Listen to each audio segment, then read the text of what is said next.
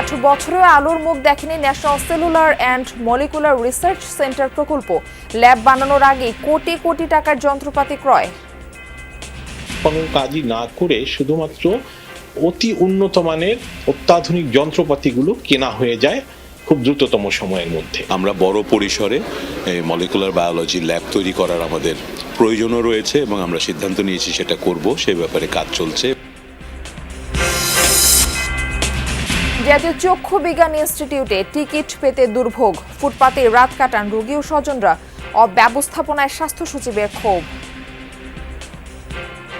আস্তে আস্তে রাইট হয়ে গেছে এখানে কাটাইছি। সকালে যদি আমি রিপোর্টটা 12টার আগে ফাইল জমা না দেই, আবার ডাক্তার দেখবো না। 100 জন আউটসোর্সিং, 41 জন আনসার, তারপরে আমার মানুষগুলো এই চিকিৎসা প্রার্থীরা এভাবে কষ্ট পায়, এটা টলারেট করা হবে না।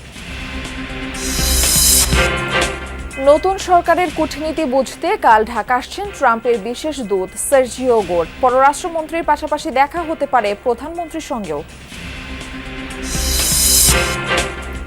মার্কিন ট্যারিফ আর বৈশ্বিক অস্থিরতায় পোশাক রপ্তানিতে দ্বিতীয় অবস্থানে থাকা বাংলাদেশ হুমকিতে। বেশি ভোগাচ্ছে গ্যাস বিদ্যুতের সংকট। দ্বিতীয় স্থান বা তৃতীয় স্থান নিয়ে মোটেও চিন্তিত না। আমাদের কনসার্ন হচ্ছে এই কন্টিনিউয়াসলি গ্রো করতে হবে। রপ্তানি কমেছে, এই রপ্তানি কমের সাথে মানুষ কর্মসংস্থানেরও কিন্তু এটা প্রভাব পড়ছে। তারেক রহমান, আনোয়ার ইব্রাহিম ফোনালাপ। গ্যাস সংকট মোকাবেলায় সহায়তার আশ্বাস। শিগগিরই অপারেশনে ফিরবে কক্সবাজারের এলএনজি টার্মিনাল।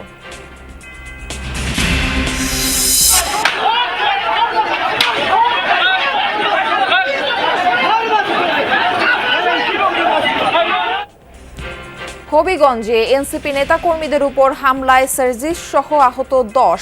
জিকে গৌসকে নিয়ে কটূক্তির জবাব দিয়েছে জনতা, দাবি ছাত্র দলের। সকালে নাস্তা করেছো? এর ইংরেজি কি হবে? দিদি ব্রেকফাস্ট দিন দ্য মর্নিং। আমার অনেক পানি পিপাসা লেগেছে, এর ইংরেজি কি হবে? I feel so thirsty। খাগড়াছড়ির ছোট্ট শেহজাদকে গ্র্যান্ড মাস্টার স্বীকৃতি দিল এশিয়া বুক অব রেকর্ডস।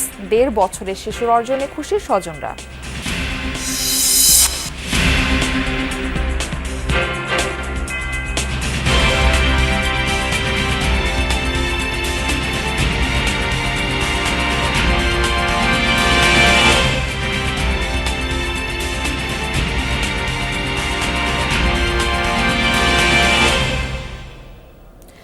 আমন্ত্রণ যমুনা নিউজে, আপনাদের সঙ্গে থাকছি আমি মারফি রহমান। এতক্ষণ শিরোনাম দেখছিলেন।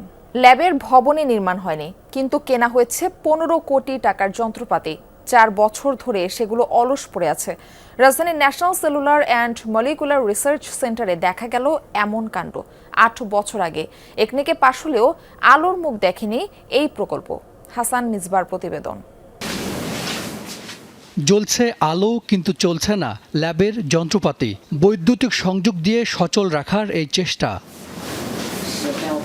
ল্যাবে থাকা রেফ্রিজারেটরের মূল্য প্রায় 86 লাখ টাকা। -86 ডিগ্রি তাপমাত্রায় সংরক্ষণ করা যায় নমুনা। আরও এমন অনেক যন্ত্রপাতি আছে national cellular and molecular research সেন্টারে, কিন্তু সবই পড়ে আছে অলস, নেই ব্যবহার। সংবেদনশীল বেশ কিছু যন্ত্রপাতি নষ্ট হওয়ার ঝুঁকিতে। প্রথম দিকের কোনো কাজই না করে শুধুমাত্র অতি উন্নত মানের অত্যাধুনিক যন্ত্রপাতিগুলো কেনা হয়ে যায় খুব দ্রুততম সময়ের মধ্যে। যন্ত্রপাতিগুলো কিভাবে চলবে, কারা চালাবে, তারও কোনো ব্যবস্থা দিচ্ছিল না। যদি এই প্রকল্পটি বন্ধ করে দেওয়া হয়, এখানে যে কোটি কোটি টাকা দামের অতি উচ্চমাত্রার সংবেদনশীল যন্ত্রপাতি রয়েছে, এগুলি সম্পূর্ণ নষ্ট হয়ে যাবে। এমনকি এটি যদি অন্য সরকারি বা অন্য কোনো বেসরকারি ল্যাবেও স্থানান্তর করা হয়, স্থানান্তরজনিত কারণেও এটি অনেক যন্ত্রপাতি নষ্ট হবে এবং একটা বিরাট আর্থিক ক্ষতি হবে। 2018 সালে একনেকে পাশ হয় Bangamata cellular and molecular research centre প্রকল্প। ব্যয় ধরা হয় 1.5 কোটি টাকা। উদ্দেশ্য দেশে একটি বিশ্বমানের গবেষণাগার প্রতিষ্ঠা। কিন্তু ল্যাবের ভবন নির্মাণে গুরুত্ব না দিয়ে শুরু হয় যন্ত্রপাতি কেনা। বাধার মুখে যা থামে 15 কোটিতে। আর সেই যন্ত্রগুলো অস্থায়ীভাবে বসানো হয় বিএমআরসি ভবনের একটি অংশে। প্রকল্প পরিচালক সহ জনবল 3 জন। মহাখালীর বিএমআরসি ভবনের পাশে এই জায়গাটিতেই ল্যাবটি হওয়ার কথা ছিল। এখানে ল্যাবের জন্য বরাদ্দ করা হয় 3 একর জায়গা। কিন্তু গত 8 বছরেও ল্যাবের এই জায়গা উদ্ধার করতে পারেনি স্বাস্থ্য বিভাগ। ফলে আলোর মুখ দেখেনি এই ল্যাব। রাজনৈতিক পট পরিবর্তনের পর এই জায়গা উদ্ধারের জটিলতা এখন কম, তাই সংশোধন করা হয়েছে ডিপিপি। দেশের স্বাস্থ্য গবেষণাকে এগিয়ে নিতে মলিকুলার ল্যাবের গুরুত্ব আছে জানিয়ে প্রকল্পটি নতুন করে এগিয়ে নেয়ার কথা জানিয়েছে স্বাস্থ্য বিভাগ। সবচেয়ে বড় সমস্যা, এটার কোনো লোকবল নাই, এটার পিছনে কোনো বিজ্ঞানী কাউকে অ্যাপয়েন্ট করা হয়নি। আমরা বড় পরিসরে মলিকুলার বায়োলজি ল্যাব তৈরি করার আমাদের প্রয়োজনও রয়েছে এবং আমরা সিদ্ধান্ত নিয়েছি সেটা করব। সেই ব্যাপারে কাজ চলছে এবং সেক্ষেত্রে দেশি এবং বিদেশি সহায়তা নিয়ে, প্রযুক্তিগত সহায়তা, আর্থিক সহায়তা নিয়ে আমরা বড় আকারে মলিকুলার বায়োলজি ল্যাব তৈরি করার প্রক্রিয়ার মধ্যে আছি। চিকিৎসকেরা বলছেন, অন্তর্বর্তী ল্যাবের যন্ত্রপাতি ক্যান্সার শনাক্ত সহ রোগ নির্ণয়ের কাজে ব্যবহার করা যেতে পারে। তাতে বিদেশে নমুনা পরীক্ষার নির্ভরতা কমবে। হাসান মিসবা, যমুনা নিউজ, ঢাকা। দাবি পূরণের আশ্বাসে দেশব্যাপী ডাকা অনির্দিষ্টকালের ধর্মঘট প্রত্যাহার করল বাংলাদেশ অ্যাম্বুলেন্স মালিক কল্যাণ সমিতি। মধ্যরাতে ন্যাম ভবনের অভ্যর্থনা কক্ষে হয় জরুরি সংবাদ সম্মেলন। সেখানে এই সিদ্ধান্ত জানান জাতীয়তাবাদী শ্রমিক দলের প্রধান সমন্বয়ক ও সংসদ সদস্য অ্যাডভোকেট শামসুর রহমান শিমুল বিশ্বাস। তিনি জানান, আগামী ৩০ দিনের মধ্যে দাবিগুলো পর্যালোচনা করে যৌক্তিক সিদ্ধান্ত নেওয়া হবে। সেখানে বাংলাদেশ অ্যাম্বুলেন্স মালিক কল্যাণ সমিতির প্রধান উপদেষ্টা মোহাম্মদ গোলাম মোস্তফা ফুয়াদ বলেন, জনদুর্ভোগ এড়াতে সরকারের উপর আস্থা রেখে তারা ধর্মঘট প্রত্যাহারের সিদ্ধান্ত নিয়েছেন। দেশের সব অ্যাম্বুলেন্স মালিক ও শ্রমিকদের গাড়ি চালু রাখার অনুরোধ জানান তিনি। বাণিজ্যিক রেজিস্ট্রেশন প্রদান, বাণিজ্যিক নীতিমালার বাস্তবায়ন, পার্কিং সুবিধা, অ্যাম্বুলেন্স টোলমুক্ত রাখা এবং ২৪ ঘন্টায় জ্বালানি সরবরাহ নিশ্চিতের দাবিতে ধর্মঘটের ডাক দেয় অ্যাম্বুলেন্স মালিক সমিতি। ধর্মঘট আমরা প্রত্যাহার করলাম এবং এই ঘোষণার পর আমি সকলের কাছে অনুরোধ করব, কেউ যাতে তাদের গাড়ি ঘোড়া কোথাও বন্ধ করে না রাখে। নীতিমালাতে আমাদের ভাড়া নির্ধারণ থাকবে, অনেক কিছু নির্ধারণ থাকলে তখন আর কেউ মনোফুলি কোনো ভাড়া নিতে পারবে না। আগামী ১ মাসের মধ্যে তাদের প্রতিনিধিদের নিয়ে বিআরটি এর চেয়ারম্যানের অফিসে বৈঠক করে যৌক্তিক দাবিগুলো পূরণের জন্য চেষ্টা করব। পুলিশকে আমি অনুরোধ করব, পুলিশ কমিশনের এখানে রয়েছে, অ্যাম্বুলেন্স যারা চালায় এবং অ্যাম্বুলেন্স যারা পরিচালনা করে তাদেরকে অহেতুক যেন হয়রানি না করা হয়। জাতীয় চক্ষু বিজ্ঞান ইনস্টিটিউট ও হাসপাতালে চিকিৎসা নিতে আসা রোগীদের দুর্ভোগ চরমে। আগেভাগে বহির্বিভাগের টিকিট পাওয়ার আশায় রাতেই হাসপাতালের সামনে ফুটপাতে অবস্থান নেন রোগীরা। ভোর হতেই শুরু হয় হাসপাতালে প্রবেশের তুমুল হুড়োহুড়ি ও বিশৃঙ্খলা। দুর্ভোগের চিত্র দেখতে মধ্যরাতে সরেজমিনে যান স্বাস্থ্য সচিব। বলেন, সঠিক পরিকল্পনার মাধ্যমে দ্রুতই দুর্ভোগ লাঘব করা হবে। ঘড়ির কাঁটায় তখন রাত ২টা। জাতীয় চক্ষু বিজ্ঞান ইনস্টিটিউট ও হাসপাতালের সামনের ফুটপাতই তখন রোগীদের অস্থায়ী ঠিকানা। বৃষ্টি বাদল আর মশার কামড় সহ্য করে এভাবেই রাত কাটছে দেশের বিভিন্ন প্রান্ত থেকে আসা অসহায় মানুষদের। বহির্বিভাগের টিকিট দেওয়া শুরু হয় সকাল ৮টায়, তবে গেট খোলার পরই শুরু হয় হুড়োহুড়ি আর বিশৃঙ্খলা। রোগীরা জানান, সামর্থ্যের অভাবে ফুটপাতেই রাত কাটাতে বাধ্য হচ্ছেন তারা। ফুটপাতে শুয়ে আছেন কেন? কোন থাম ভিতর থাকবে না, কতদিন বেড়ে ঘুরে 2টা সুই দিছি, আর একটা সুই দিলে তাহলে বাঁচি। টাকা পয়সা শর্ট আর কি, গরিব মানুষ বোঝেন না, কই থাকবো। আস্তে আস্তে রাইট হয়ে গেছে, এখানে কাটাইছি। সকালে যদি আমি রিপোর্টটা 12টার আগে ফাইল জমা না দিই, আবার ডাক্তার দেখবো না। মাঠে যদি জায়গাতে তাহলে আমাদের একটু সহযোগিতা হইতে বা ভালো লাগবে, থাকার স্থান ভালো হইতে। মধ্যরাতে রোগীদের দুর্ভোগের চিত্র সরজমিনে দেখতে যান স্বাস্থ্য সচিব। হাসপাতাল কর্তৃপক্ষের অব্যবস্থাপনায় ক্ষোভ প্রকাশ করেন তিনি। জানান, রোগীদের দুর্ভোগ কমাতে দ্রুত ব্যবস্থা নেওয়া হবে। 100 জন আউটসোর্সিং, 41 জন আনসার, তারপরে আমার মানুষগুলো এই চিকিৎসা প্রার্থীরা এভাবে কষ্ট পায়, এটা টলারেট করা হবে না। যেহেতু আমার নজরে আসছে, ইনশাল্লাহ আমরা এই মানুষের এই অন্তত এই দুর্ভোগটুকু আমরা চেষ্টা করব লাঘব করার জন্য। সেটা ই টিকেটিং হোক কিংবা অন্যভাবে আরও আমরা স্পেস বাড়িয়ে, অথবা আমরা ধরেন একটা এক্সটেনশন করে একটা ওয়েটিং রুম তৈরি করে বড় করে আমরা এটাকে আমরা শৃঙ্খলা এবং মানুষের যেন যে ভোগান্তিটা দৌড় দেওয়ার ভোগান্তি, এটা ইনশাল্লাহ নিরসন হয়ে যাবে, আমি নিশ্চয়তা দিচ্ছি। আমরা চেষ্টা করব অ্যাজ আর্লি অ্যাজ পসিবল, সেটা 15 দিনও হতে পারে। শুধু আশ্বাস নয়, দুর্ভোগের স্থায়ী সমাধান চান ভুক্তভোগীরা। বলেন, চিকিৎসা সেবা প্রান্তিক পর্যায়ে পৌঁছালেই কমবে এই চাপ। এমি আজিজ, যমুনা নিউজ, ঢাকা। সকালে চিত্র আমরা জেনে আসার চেষ্টা করব সহকর্মী তানভীর সিদ্দিক টিপুর মাধ্যমে। তিনি আছেন জাতীয় চক্ষু বিজ্ঞান ইনস্টিটিউটে। টিপু, মধ্যরাতে স্বাস্থ্য সচিব দুর্ভোগ লাঘবের আশ্বাস দেওয়ার পর পরিস্থিতির কোনো পরিবর্তন আপনি লক্ষ্য করেছেন কিনা, এবং চিকিৎসা নিতে আসা রোগী এবং স্বজনরা কি বলছেন এই বিষয়ে? মারফি, তেমন কোনো পরিবর্তন কিন্তু হয়নি। মূলত জাতীয় চক্ষু বিজ্ঞান ইনস্টিটিউটে যারা চিকিৎসা নিতে আসেন, দীর্ঘদিন ধরে এখানে যারা চিকিৎসা নেন, তারা সবাই বলছিলেন যে এই যে দুর্ভোগের যে চিত্র, যেটা গতকাল রাতেও দেখা গিয়েছে, সেই চিত্রটা আসলে তাদেরকে বহু বছর ধরেই পোহাতে হচ্ছে, বহু সময় ধরে তারা পোহাচ্ছেন।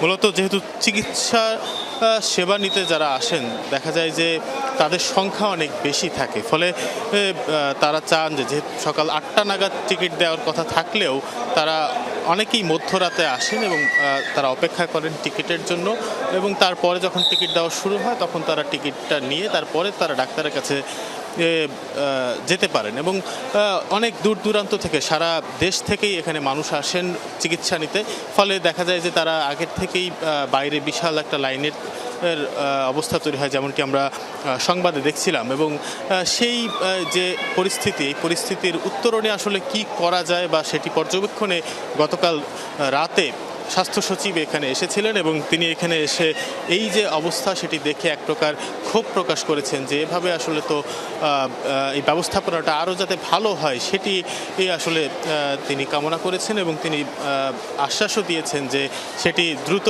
কিভাবে এই ব্যবস্থার পরিবর্তন করা যায়, সেটি ই টিকিটের মাধ্যমে বা অন্য কোনো কী পদ্ধতিতে যাওয়া যায় বা কোনো ওয়েটিং রুমের ব্যবস্থা করা যায় কিনা। অর্থাৎ এর মাধ্যমে এই যে রোগীদের দাঁড়িয়ে থাকতে হয় দীর্ঘ সময় ধরে, লাইনে দাঁড়িয়ে থাকতে হয়, তাদের যে দুর্ভোগের অবস্থা তৈরি হয়, সেই দুর্ভোগটাকে লাঘব করা যায় কিনা সেই আশ্বাস স্বাস্থ্য সচিব দিয়ে গেছেন, যদিও সেটির প্রতিফলন এখনও দেখা যায়নি। মারফি। টিপু, ধন্যবাদ যুক্ত হবার জন্য। নতুন সরকারের কূটনীতি বুঝতে বৃহস্পতিবার ঢাকা আসছেন মার্কিন প্রেসিডেন্টের বিশেষ দূত সার্জিও গোর। এ সময় চীন ও তুরস্কের সাথে সম্পর্কের গভীরতা যাচাই করতে পারেন প্রভাবশালী এই মার্কিন নীতি নির্ধারক। পাশাপাশি ওয়াশিংটনের সাথে সই হওয়া বাণিজ্য চুক্তি বাস্তবায়নে ঢাকার মনোভাবও খতিয়ে দেখবেন তিনি। বিশ্লেষকরা বলছেন, কোনো ইস্যুতে যুক্তরাষ্ট্রের অস্বস্তি থাকলেও বাংলাদেশ যে ওয়াশিংটনের স্বার্থের সাথে সাংঘর্ষিক কিছু করছে না সেটি স্পষ্ট করা জরুরি। বাকিটা মাহফুজ মিশুর রিপোর্টে দেখুন। সার্জিও গোর জানুয়ারি থেকে ভারতে যুক্তরাষ্ট্রের রাষ্ট্রদূত, উজবেকিস্তানে জন্ম নেয়া ট্রাম্পের এই বিশ্বস্ত সহচর। তারও আগে গত বছরের আগস্ট থেকে ডোনাল্ড ট্রাম্পের হয়ে দক্ষিণ ও মধ্য এশিয়ার দেশগুলো দেখভাল করছিলেন তিনি। দিল্লি আসার আগে ছিলেন হোয়াইট হাউসের অন্যতম প্রভাবশালী পরিচালক। ম্যানিলায় সদ্য শেষ হওয়া আসিয়ান রিজিওনাল ফোরামেও বাংলাদেশের পররাষ্ট্রমন্ত্রী সহ এই অঞ্চলের শীর্ষ নেতাদের সাথে দেখা হয়েছে তার। সেখান থেকে দিল্লি হয়ে ঢাকা আসছেন তিনি। সূচি অনুযায়ী বৃহস্পতিবারই পররাষ্ট্রমন্ত্রী ডক্টর খলিলুর রহমানের সাথে বৈঠক করবেন সার্জিও গোর। একই দিন সাক্ষাৎ হতে পারে প্রধানমন্ত্রী তারেক রহমানের সাথেও। ফেব্রুয়ারিতে সরকার গঠনের পর মালয়েশিয়া হয়ে চীন সফর করেছেন প্রধানমন্ত্রী তারেক রহমান। চীনের পাশাপাশি তুরস্কের সাথেও বাণিজ্যিক ঘনিষ্ঠতা দৃশ্যমান। এতে যুক্তরাষ্ট্রের অস্বস্তি থাকা স্বাভাবিক, সে কথা বলছিলেন ওয়াশিংটনে রাষ্ট্রদূতের দায়িত্ব পালন করা বর্ষিয়ান এই কূটনীতিক। তাদের প্রায়োরিটি অঞ্চলে এখন পরিষ্কার চীনকে ঠেকাও। তো সেই ক্ষেত্রে আমাদের প্রধানমন্ত্রী চীন থেকে ঘুরে এসছেন, চীনাদের কাছ থেকে একটা বড় প্রকল্পের প্রস্তাব আছে, সেগুলো নিয়ে বাংলাদেশের অবস্থান কি এটা সম্পর্কে তারা জানতে চাইবেন। তারা বাংলাদেশকে একটা মনেও করে দিতে পারেন যে এআরটির আওতায় বাংলাদেশ কিন্তু এক ধরনের আবদ্ধতায় আছে, কারণ এখানে নন মার্কেট ইকোনমির সাথে ইন্টারাকশনে গেলে তার কনসিকুয়েন্স হতে পারে। অন্তর্বর্তী আমলে সই হওয়া বাণিজ্য চুক্তির ফলো আপের পাশাপাশি বাংলাদেশকে কিছু করতে বাধ্য করা চাইলেও সম্ভব নয়, এমন ধারণা অবশ্য বেইজিংয়ে রাষ্ট্রদূতের দায়িত্ব পালন করা এই কূটনীতিকের। তারা আমাদেরকে কি দিতে পারে, আমরা কি নিতে পারি, সেগুলো নিয়ে আলাপ আলোচনা করা। যে চুক্তিটা তাদের সাথে হয়েছে, চুক্তিটা সমতা ভিত্তিক চুক্তি নয়, অসম চুক্তি, এবং সেই চুক্তি মানতে সরকার বাধ্য থাকবে না, এটা বুঝবার মতন ক্ষমতা তার আছে এবং সুতরাং ওইভাবে কিছু করবে না। তারা আমাদের মাথায় হাত বুলিয়ে গায়ে হাত বুলিয়ে যেটুকু আদায় করতে পারে সেটা করবে।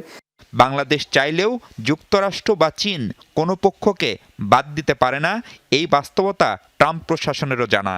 এ কথা উল্লেখ করে আন্তর্জাতিক সম্পর্কের এই শিক্ষক বলছিলেন, এই অঞ্চলে যুক্তরাষ্ট্রের স্বার্থ ক্ষুণ্ণ হয় এমন কিছু ঢাকা করবে না, এ আশ্বাস পেতে চায় ট্রাম্প প্রশাসন। চীনের সাথে আমাদের যে সম্পর্ক বা মালয়েশিয়ার সাথে যে সম্পর্ক বা তুরস্কের সাথে, এগুলো কিন্তু খুবই স্বাভাবিক এবং আমি নিশ্চিত যে আমেরিকা আমাদের এই যে কম্পালশনসগুলো সেটা সে বুঝে যে আমাদেরও তো একটা রাষ্ট্র হিসেবে বেঁচে থাকা, সামনে এগুলোর আমাদের একটা পথ আমাদের তৈরি করতে হবে এবং সেই পথটা যেন মার্কিন যুক্তরাষ্ট্রের যে স্বার্থ তার সাথে সাংঘর্ষিক না হয় সেটিকে মাথায় রেখে আমরা করার চেষ্টা করবো। এবং মার্কিন যুক্তরাষ্ট্রের দিক থেকে এগুলো নিয়ে যে কিছুটা আপনার অস্বস্তি থাকতে পারে সেটি আমি দ্বিমত পোষণ করব না। কথা হলো যে সেটি তারা কিভাবে আমাদের কাছে উপস্থাপন করে এবং আমরা কিভাবে সেটিকে সামাল দিই। বিএনপি সরকার গঠনের পর সার্জিও গোরের আগেও ঢাকা সফর করেছেন ট্রাম্প প্রশাসনের দুই শীর্ষ কর্তা। গেল মার্চে দক্ষিণ ও মধ্য এশিয়া বিষয়ক সহকারী পররাষ্ট্রমন্ত্রী পল কাপুর ও 2 মাস আগে ঢাকা ঘুরে গেছেন সহকারী বাণিজ্য প্রতিনিধি ব্রেন্ডান লিন্স। মাহফুজ মিশু, যমুনা নিউজ, ঢাকা। বিশ্বের পোশাক রপ্তানিতে দীর্ঘদিন ধরে গড়ে তোলা বাংলাদেশের দ্বিতীয় অবস্থান এখন হুমকিতে। দেশের রপ্তানি প্রবৃদ্ধি থমকে থাকলেও প্রতিযোগিতা দেশগুলো আগাচ্ছে দ্রুত গতিতে। পোশাক শিল্প মালিকদের দাবি, ট্রাম্প ট্যারিফের খড়গ আর বৈশ্বিক অস্থিরতার সবচেয়ে বড় প্রভাব। তবে সবচেয়ে বেশি ভোগাচ্ছে গ্যাস বিদ্যুতের সংকট। এ কারণে শুধু যে উৎপাদন কমছে তা নয়, কমছে আন্তর্জাতিক বায়ারদের আস্থাও। অবশ্য ব্যবসার সার্বিক পরিবেশের উন্নয়নে সরকার কাজ করছে বলে জানিয়েছে বাণিজ্য মন্ত্রণালয়। রপ্তানি আয়ে নির্ভরশীলতা বলতে গত 4 দশক ধরে তৈরি পোশাককেই বুঝেছে বাংলাদেশ। কেননা রপ্তানির 80% আসে এ খাত থেকে। অথচ বাস্তবতা হচ্ছে অর্থনীতির এই লাইফলাইন এখন প্রবৃদ্ধি অর্জনে রীতিমতো ঘাম ছুটাচ্ছে। বিদায়ী অর্থবছরে নিজেদের রপ্তানি লক্ষ্যমাত্রা অর্জনেই ব্যর্থ হয়েছে আরএমজি সেক্টর। আয় হয়েছে 38 বিলিয়নের বেশি, যদিও লক্ষ্যমাত্রা ছিল $44.49 বিলিয়ন। বিজিএমই এর মতে নানা সংকটে গত 2 বছরে 4 শতাধিক তৈরি পোশাক কারখানা বন্ধ হয়েছে। চলতি বছরের প্রথম 6 মাসে কর্মী ছাঁটাইয়ের সংখ্যাও 20,000। এই সময় কিছু নতুন কারখানা খুলেছে বটে, যাতে কর্মসংস্থানও হয়েছে, কিন্তু সার্বিক স্থিতিশীলতা এখনও অধরা। যেসব কারখানা সচল তাদের অনেকের নেই পূর্ণ সক্ষমতা। প্রতিকূল অবস্থার মূল কারণটা হলো বিশ্ব অর্থনীতির মন্দাভাবটা, যে কারণে বাংলাদেশ থেকে এক্সপোর্ট কমেছে এবং লিড টাইম, যেটা বাংলাদেশ থেকে আমেরিকা অথবা ইউরোপে মাল দিতে যে সময়টা লাগে, সেই লিড টাইমের কারণে জাহাজ ভাড়া বেড়েছে। এই যে আমাদের রপ্তানি কমেছে, এই রপ্তানি কমের সাথে মানুষ কর্মসংস্থানেরও কিন্তু ওটা প্রভাব পড়ছে এবং পড়তে বাধ্য। এদিকে বিশ্ব বাণিজ্য সংস্থার মতে যুক্তরাষ্ট্রে চলতি বছরের প্রথম 5 মাসে বাংলাদেশ $3.25 বিলিয়ন তৈরি পোশাক রপ্তানি করেছে, যা গত বছরের একই সময়ের তুলনায় 8.1% কম। অন্যদিকে প্রতিদ্বন্দ্বী দেশ ভিয়েতনাম একই সময়ে $6.39 বিলিয়ন রপ্তানি করেছে, যা গত বছরের তুলনায় 1.5% বেশি। ইউরোপীয় ইউনিয়নের দেশগুলোতেও নেই সুখবর। আমি এই দ্বিতীয় স্থান বা তৃতীয় স্থান নিয়ে মোটেও চিন্তিত না। আমার কনসার্ন বা আমাদের কনসার্ন হচ্ছে এই কন্টিনিউয়াসলি গ্রো করতে হবে, 1 নম্বর। 2 নম্বর হচ্ছে আমরা যেন ভ্যালু এড করি। আমি 100 বিলিয়ন এক্সপোর্ট করে যদি ভ্যালু এডিশন মাত্র 5 বিলিয়ন হয়, তার চেয়ে বরঞ্চ ভালো 50 বিলিয়ন এক্সপোর্ট করে যদি আমি 15 বিলিয়ন ভ্যালু এড করতে পারি। এর পেছনে বৈশ্বিক অস্থিতিশীলতা আর ট্রাম্প ট্যারিফ তো রয়েছেই। তবে বিজিএমইএ সভাপতির মতে সবচেয়ে বেশি ভোগাচ্ছে কারখানাগুলোতে গ্যাস বিদ্যুতের সংকট আর ব্যবসায়িক পরিবেশ। বায়াররা অর্ডার দেওয়ার ক্ষেত্রে একটু দ্বিধান্বিত ছিলেন যে ট্যারিফ কোন জায়গায় দাঁড়াবে সেটা নিয়ে, সেটার ইম্প্যাক্ট। ইন অ্যাডিশন আমাদের তো লোকাল ইনফ্রাস্ট্রাকচার চ্যালেঞ্জ আছেই, যেটা প্রতিনিয়ত খারাপের দিকে যাচ্ছে, সেটা হচ্ছে বিদ্যুৎ এবং জ্বালানি সমস্যা, অর্থাৎ গ্যাস সমস্যা। তো এই সমস্যার জন্য ধরেন আমাদের হলো রপ্তানি ক্ষতিগ্রস্ত হয়েছে। ঘুরে দাঁড়াতে রপ্তানি বাজার বিশ্লেষণ করছে বাণিজ্য মন্ত্রণালয়। ধুঁকতে থাকা কারখানা নিয়েও আছে নানা প্রণোদনা। গ্যাস বিদ্যুতের নিরবচ্ছিন্ন সরবরাহ নিয়েও সরকার ভাবছে বলে জানালেন বাণিজ্যমন্ত্রী।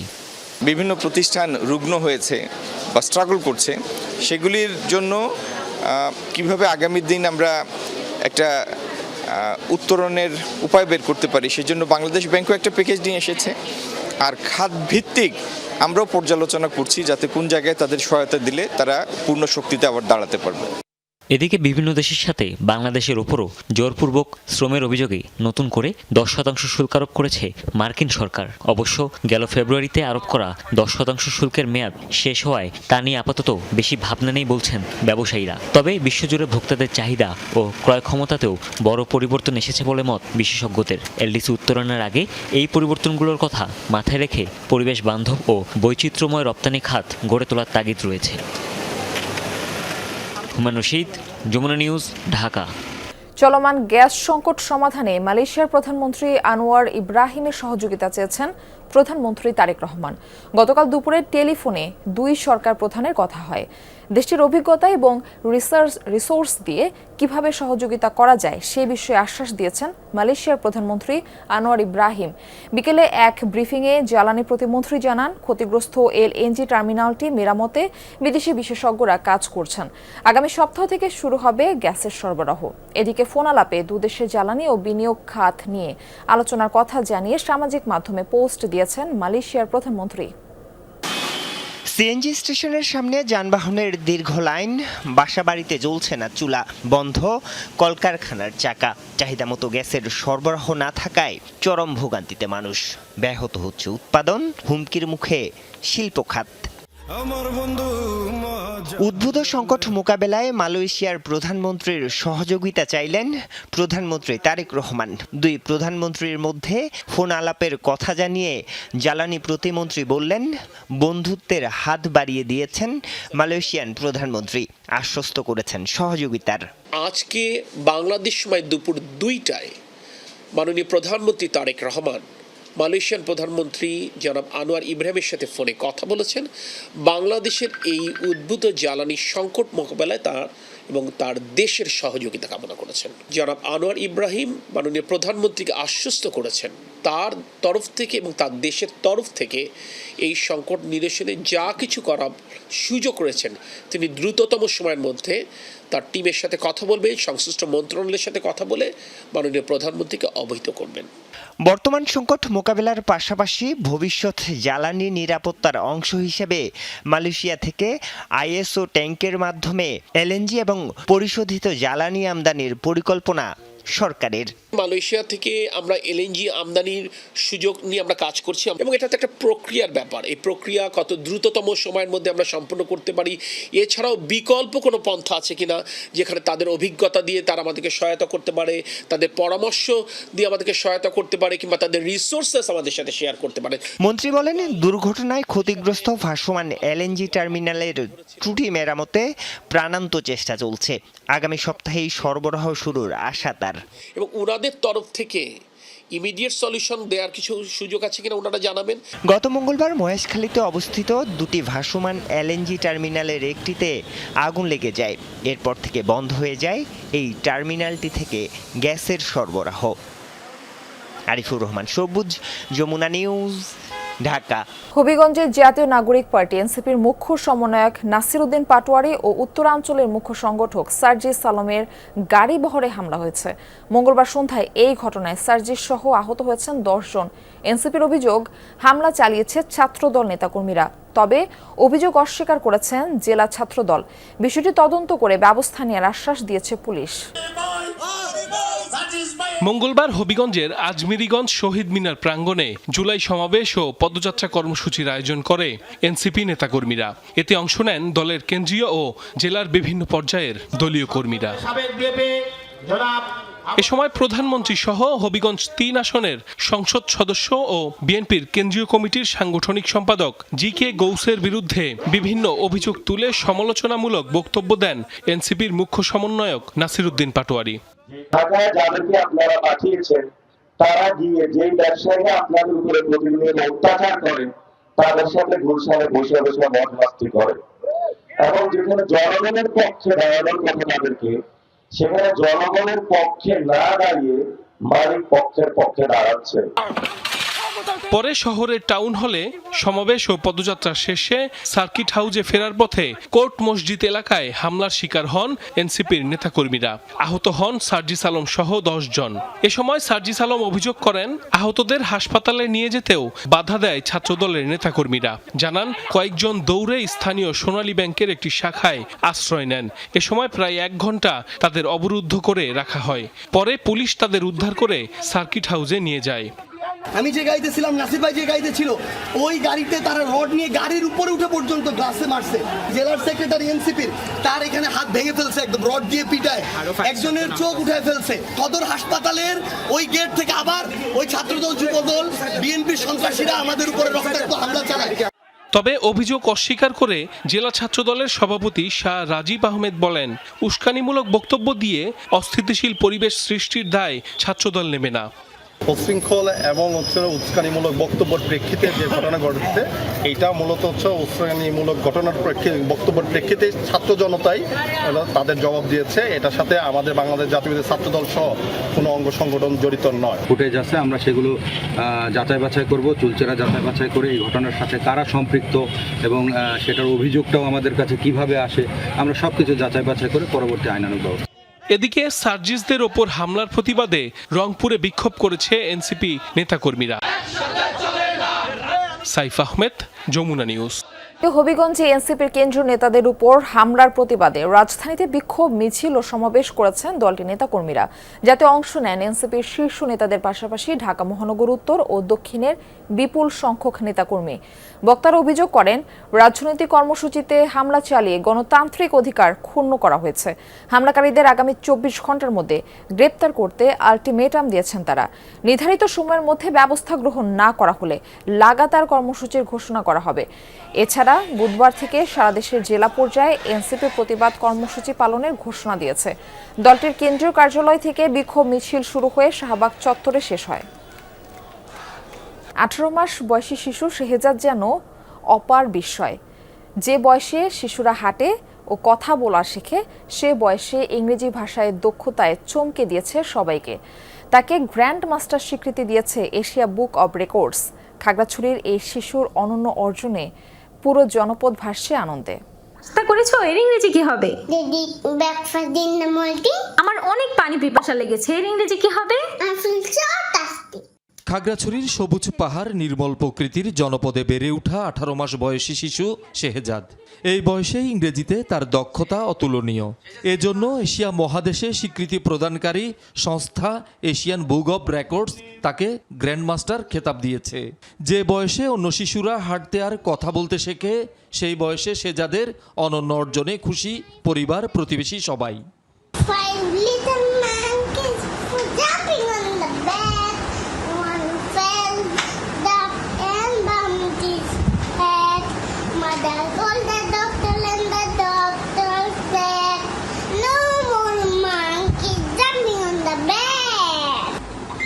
শেহজাদের বাবা পেশায় একজন ফ্রিল্যান্সার।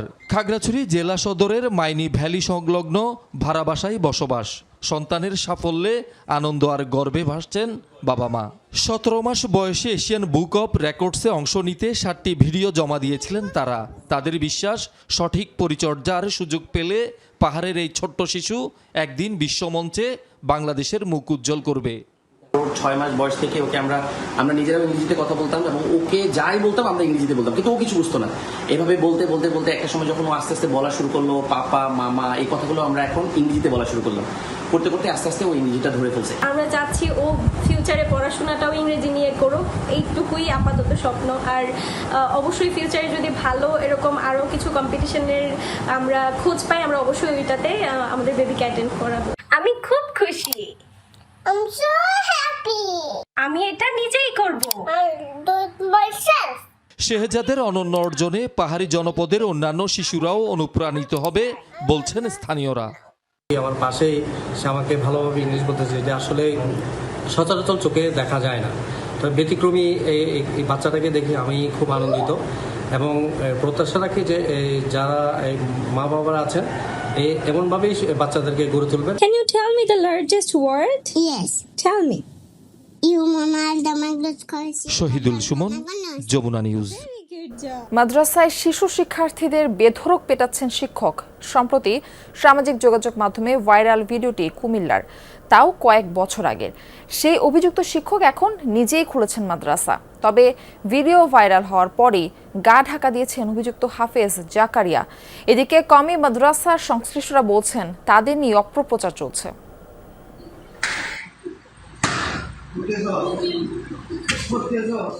বর্বরচিত এই দৃশ্য কুমিল্লার দেবিদ্বারের বাবু সালাম মাদ্রাসার। নির্যাতনকারী মাদ্রাসার মোহতামিম হাফেজ জাকারিয়া। মাদ্রাসা কর্তৃপক্ষ বলছে ভিডিওটি কয়েক বছর আগের। সে সময় বিষয়টি জানাজানি হলে শাস্তি দেওয়া হয় জাকারিয়াকে। ভুক্তভোগী শিক্ষার্থীর পরিবারকে 1 লাখ টাকা জরিমানাও দেয় জাকারিয়া। হুজুরে আসছে নিচ থেকে আইসা মনে হয় সেটার বসে রয়েছে, পড়া জিজ্ঞেসে পড়া পারছে না, তো হুজুরে ওনাকে মারছে। মারার পরে হুজুরে হুজুর ভিডিও করে ছেড়ে দিচ্ছে। এই ঘটনা অনেক আগের 2021 সালের শুরুর দিকের ঘটনা। যে হুজুর এই কাজটা করেছেন ওই হুজুর আর এই মাদ্রাসাতে নাই। ওই সময় মামলা মোকদ্দম হয় না, গার্ডিয়ানের সাথে বসে এটা আলোচনার মাধ্যমে মীমাংসিত হয়। হাফেজ জাকারিয়া কয়েক মাস ধরে বাবু সালাম মাদ্রাসায় আর যাননি। মুরাদনগরে মার্কাজুন নূর নামে একটি মাদ্রাসা প্রতিষ্ঠা করেছেন তিনি। সেখানে গিয়েও দেখা গেল প্রতিষ্ঠানের মূল ফটকে তালা। স্থানীয়রা জানান শিক্ষার্থীদের মারধরের ভিডিও ছড়িয়ে পড়লে মাদ্রাসা বন্ধ করে গা ঢাকা দেন জাকারিয়া। এই হুজুরই দেখছি এখানে চলাফেরা করে, মাদ্রাসা চালাইতে দেখছি। বেশি দিন না, অল্প কয়েকদিন। তারপর আজকে আসা থেকে বন্ধ। এই যে হুজুররা যত মাদ্রাসা করছে, কমি মাদ্রাসা, এরা সবচেয়ে খারাপ, বুঝলেন?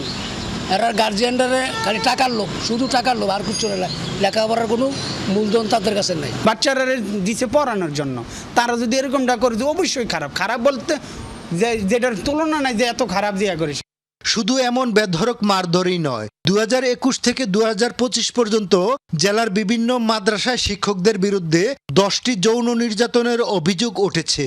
ঘটেছে 2টি বলাৎকারের ঘটনাও। নতুন করে হাফেজ জাকারিয়ার ভিডিও ছড়ানোয় মাদ্রাসার ব্যবস্থাপনা নিয়ে উঠেছে নানা প্রশ্ন। বাচ্চাগুলোকে বিভিন্নভাবে টর্চার করতেছে। কেন টর্চার করতেছে এটাও বোঝা যাচ্ছে না। নৃশংসভাবে টর্চার করতেছে। গণহারে এটা একটা সামাজিক ব্যাধিতে রূপান্তর হচ্ছে। গণহারে ধর্ষণ বলাৎকার চলতেছে। তবে কওমি মাদ্রাসা সংশ্লিষ্টরা বলছেন কিছু ঘটনা সত্য হলেও বেশ কয়েকটি ঘটনাই মিথ্যে। তাদেরকে নিয়ে একের পর এক অপপ্রচার চালানো হয়। পর্যবেক্ষণ করে দেখছি যে ঘটনা তো পার্সেন্টেজের পরিমাণে কম। সারা দেশে ইদানিংকালে এসে যে ঘটনাগুলো বাড়তেছে, আমরা এই বিষয়টা অনেক পর্যবেক্ষণ করছি, পর্যালোচনা করতেছি। অনেকগুলো ঘটনা মিথ্যা প্রমাণিত। অভিযোগ প্রমাণিত হলে অভিযুক্তদের যেন যথাযথ শাস্তি হয়, এমনটাই চাওয়া সাধারণ মানুষের। খোকন চৌধুরী, যমুনা নিউজ, কুমিল্লা। বিশ্বখ্যাত রয়্যাল বেঙ্গল টাইগারের একমাত্র আবাসভূমি সুন্দরবন। এখান থেকে অসুস্থ ও আহত অবস্থায় 4টি বাঘ উদ্ধার করেছে বন বিভাগ, কিন্তু 3টিকে বাঁচানো যায়নি। চলতি বছরের শুরুতে শিকারির ফাঁদে গুরুতর আহত এক বাঘিনীকে উদ্ধারের পর প্রাণীটিকে বাঁচিয়ে তোলাই ছিল বন বিভাগের সবচেয়ে বড় চ্যালেঞ্জ। দীর্ঘ 6 মাস নিবিড় পরিচর্যার পর সেই বাঘিনীকে নিজ আবাসস্থলে ফিরিয়ে নেওয়া হয়েছে। কিভাবে এই বিরল সফলতা অর্জন করল বন বিভাগ? বিশ্ব বাঘ দিবসে জানব সেই গল্প। শেখ আল এহসানের প্রতিবেদন, ক্যামেরায় ছিলেন আমির সোহেল। মাত্র 3 সেকেন্ডে প্রচন্ড ক্ষিপ্রতায় জীবন্ত এক শূকরকে ঘাড় মোটকে ধরে ফেলে খাঁচায় বন্দি রয়্যাল বেঙ্গল টাইগার। এই দৃশ্য খুলনা বন্যপ্রাণী উদ্ধার ও পুনর্বাসন কেন্দ্রে চিকিৎসাধীন থাকা বাঘিনীর। শিকারির ফাঁদে আটকা পড়ে অসুস্থ হওয়ার পর এই বাঘিনীকে উদ্ধার করে এই কেন্দ্রে নিয়ে আসা হয়। দীর্ঘ 6 মাস চিকিৎসা নেওয়ার পর পূর্ণ শক্তি ফিরে পায় সে। এক অসুস্থ বাঘকে সুস্থ করে তার আপন ঠিকানায় ফিরিয়ে দেওয়াকে বড় চ্যালেঞ্জ হিসেবে নেন বন কর্মকর্তারা। আমাদের একটা দৃঢ় প্রত্যয় ছিল যে আমরা যে কোনো মূল্যে হোক বাঘটিকে বাঁচিয়ে তাকে আবার তার প্রকৃতিতে ফিরিয়ে দিতে পারি, তাহলে আমাদের বাঘ সংরক্ষণে একটা গুরুত্বপূর্ণ মাইল ফলক আমরা অর্জন করতে পারব। গত 4 জানুয়ারি সুন্দরবন পূর্ব বিভাগের চাঁদপাই রেঞ্জের সরকির খাল এলাকা থেকে 10-12 বছরের এই বাঘিনীকে উদ্ধার করে বন বিভাগ। হরিণ শিকারীর পাতা ফাঁদে আটকে তার সামনের বাম পায়ের নিচের অংশ মারাত্মকভাবে ক্ষতিগ্রস্ত হয়। কয়েকদিন ফাঁদে আটকে থাকায় না খেয়ে প্রচণ্ড দুর্বল হয়ে পড়ে প্রাণীটি। কেউ কেউ এমন বললেন যে এই বাঘটার পা যেহেতু বড় ধরনের ক্ষত হয়ে গেছে, এটা গ্যাংগ্রিন সৃষ্টি হয়ে যেতে পারে, সুতরাং এটার পা কেটে ফেলাই ভালো হবে। সেহেতু আমরা একটু সিদ্ধান্ত নিলাম যে আমরা আরও কয়েকটা দিন দেখি যে তার অবস্থা কী হয়, ভালোর দিকে যায় না যে খারাপের দিকে যায়। 2024 সালের বাঘশুমারিতে সুন্দরবনে রাখা ক্যামেরায় ধরা পড়ে এই বাঘিনীর ছবি। সেই অনুযায়ী তার চলাচলের স্থান নির্ধারণ করে বন বিভাগ। যদিও ছেড়ে দেওয়ার সময় বেশ দুর্বল ছিল বাঘটি, হেলে দুলে পড়ে যায় দুবার। সামাজিক যোগাযোগ মাধ্যমে এই ভিডিও ছড়িয়ে পড়ার পর বেশ সমালোচনায় পড়ে বন বিভাগ। তবে কর্মকর্তাদের দাবি সুস্থ করে বনে ফিরিয়ে দেওয়া হয়েছে রয়্যাল বেঙ্গল টাইগারকে। বাঘকে বন থেকে ছেড়ে এনে ধরে এনে আবার তাকে সুস্থ করে বনে ফিরে দিচ্ছি, খুব ভালো একটা অনুভূতি ছিল। বাট ছাড়ার সময় যে তড়িঘড়িটা করা হয়েছে সেটা আমাদেরকে খুব একটু পীড়া দিয়েছে। বাঘিনীকে বনে ছেড়ে দেওয়ার সময় উপস্থিত ছিলেন প্রধান বন সংরক্ষক। তিনি বলেন, বাঘিনীটিকে সুন্দরবনে ফিরিয়ে না দিয়ে সাফারি পার্কে নিয়ে যেতে চেয়েছিলেন কেউ কেউ, কিন্তু বন বিভাগের দৃঢ়তায় তাকে আবার বনে ফিরিয়ে দেওয়া সম্ভব হয়েছে। তখন একটি গ্রুপ কিন্তু তখন তাদের একটি বড় মনোভাব ছিল যে এটিকে বনে ফিরিয়ে না দিয়ে তাকে সাফারি পার্কে স্থানান্তর করা যায় কিনা, কিন্তু আমরা দেখেছি তার যেহেতু হান্টিং অ্যাবিলিটিটা আছে, আমরা সবাই মিলে সিদ্ধান্ত নিয়েছি যে তাকে বনে ফিরিয়ে দিতে হবে। অসুস্থ একটি বাঘকে উদ্ধার করে আবার বনে ফিরিয়ে দেওয়াকে মাইল ফলক হিসেবে দেখছেন বিশেষজ্ঞরা। বনু বাঘ অর্থাৎ এটি বন্দিদশার কোনো প্রাণী না, ফলে এটির এই যে একটা ম্যানেজড কন্ডিশনে, একটা ক্যাপটিভ কন্ডিশনে চিকিৎসা দেওয়া, এটা খুবই ঝুঁকিপূর্ণ এবং খুবই চ্যালেঞ্জিং ছিল। 2018 সালে বন বিভাগের জরিপ অনুযায়ী সুন্দরবনে বাঘের সংখ্যা ছিল 114টি, আর 2024 সালে প্রকাশিত জরিপে মিলেছে 125টি বাঘের অস্তিত্ব। শেখ আল এহসান, যমুনা নিউজ, খুলনা। জাপানের শক্তিশালী ভূমিকম্পে প্রাণহানি বেড়ে দাঁড়িয়েছে 13 জনে। এই তথ্য নিশ্চিত করেছেন প্রধানমন্ত্রী সানাই তাকাইচি। চলছে উদ্ধার অভিযান।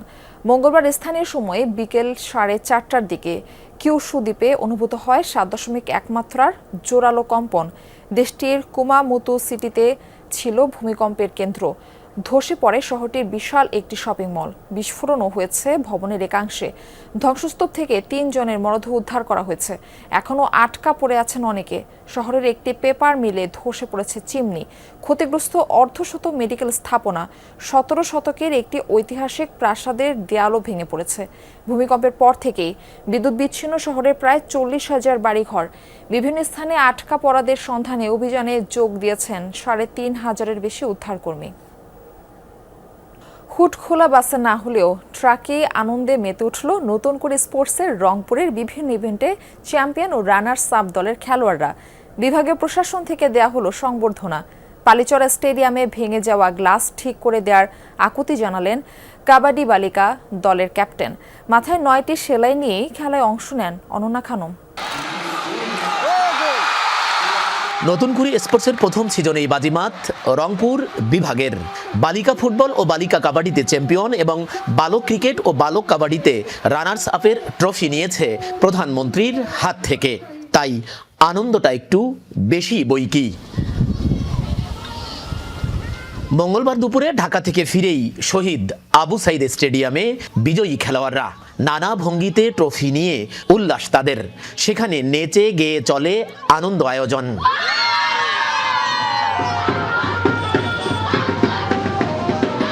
সেখান থেকেই হুড খোলা বাসে না হলেও ট্রাকে উঠেই পুরো নগরীতে খেলোয়াড়রা।